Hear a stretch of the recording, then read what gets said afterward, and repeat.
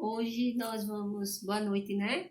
A aula de agora é redação do nono ano B, certo? Da Escola Paulo Soares de Albuquerque. E o conteúdo que nós vamos ver, revisar no caso, é o conto e o mini conto. Vamos lá. Conto e mini conto. Tá? Que é a representação de um conto, um livro, e um mini conto ao lado, né? Separação. Vende-se ouro em tempos de amores líquidos, de Francisca Carolina Silva Santos.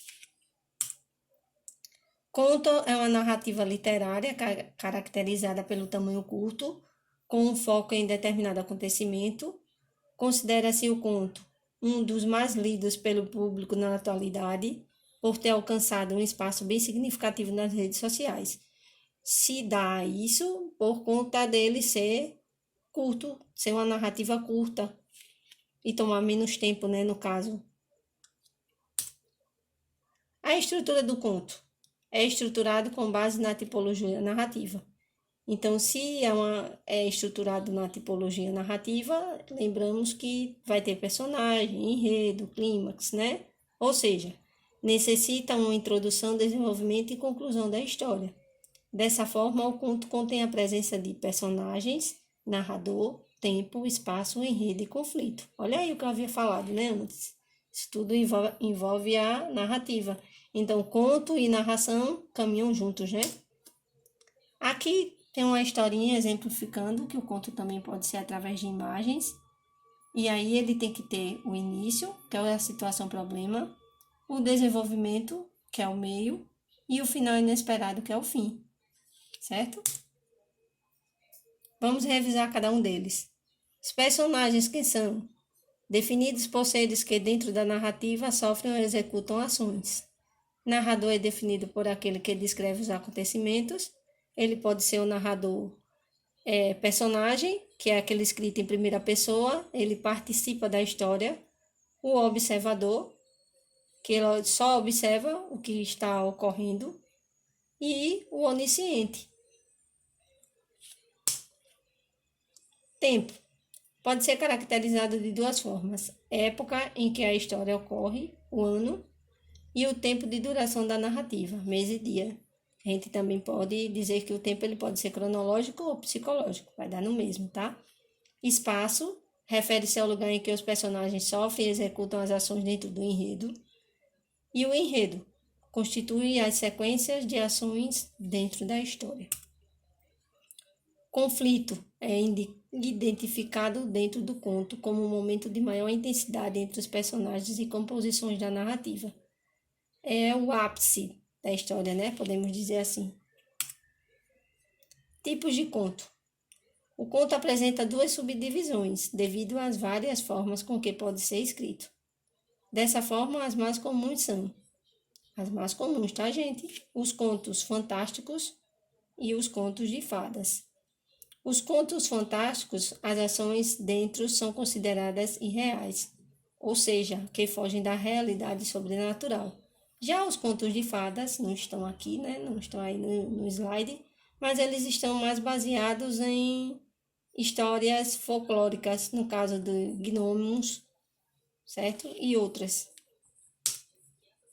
Aqui vem um conto, o Sapo e a Rosa, tá? Ele diz: a Rosa se emocionava quando a elogiavam. No entanto, ela queria que a vissem mais de perto. Não entendia porque todos a observavam à distância. Um dia percebeu que a seus pés sempre estava um enorme sapo escuro. Ele não tinha nada de bonito, com sua cor opaca e suas manchas feias. Além disso, seus olhos eram bem esbugalhados, assustando a todos. A Rosa entendeu que as pessoas não se aproximavam por causa desse animal. Imediatamente, ela ordenou que o sapo fosse embora. Ele não percebia que dava a ela uma imagem negativa? O sapo, muito humilde e obediente, aceitou prontamente. Ele não queria incomodá-la e então foi embora. Alguns dias depois, a rosa começou a se deteriorar. Suas folhas e pétalas começaram a cair. Ninguém queria mais olhar para ela. Perto dela passava um lagarto que a viu chorando.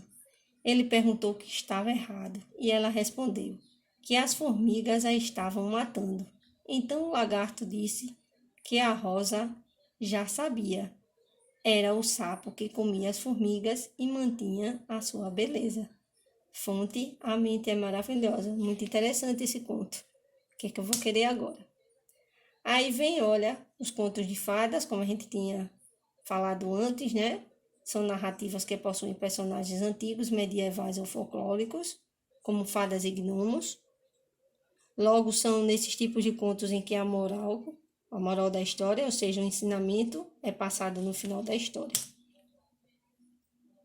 Os fantásticos também já vimos anteriormente. E o mini-conto é uma espécie de conto, também chamado de microconto ou nanoconto, por ser muito pequeno, produção esta que pode ser associada ao minimalismo. No miniconto, muito mais importante que mostrar é sugerir ao leitor a tarefa de preencher as elipses narrativas e entender o conteúdo por trás da história escrita. Elipse é quando a informação está contida de forma, digamos que, escondidinha, né? Falando na linguagem de vocês. Principais características do miniconto é a concisão, a narrativa, a totalidade do subtexto, a ausência de descrição, o retrato de pedaços da vida e um final bem surpreendente. Aí vem um exercício proposto. Observe atentamente a imagem do Geffer, que vem logo em seguida, e siga as recomendações abaixo. Produza o conto a partir da sequência observada. Desta vez deverá apresentar a seguinte estrutura: início, meio e fim.